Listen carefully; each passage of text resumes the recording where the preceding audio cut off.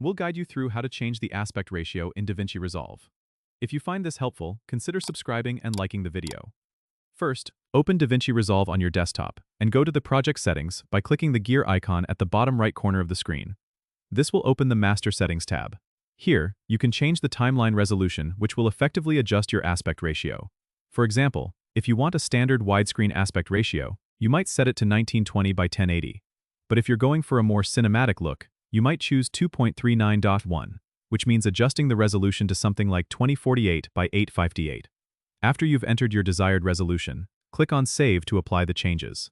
Next, you need to adjust the individual clips to fit the new aspect ratio. Go to the Edit tab and select your clip in the timeline. Then, in the Inspector panel on the right, you can adjust the transform settings, which allow you to scale and reposition your clips to make sure they fit perfectly within the new aspect ratio. You might need to zoom in or out, or move the clip up or down to keep important parts of your footage in view. And there you have it. Your project's aspect ratio is changed.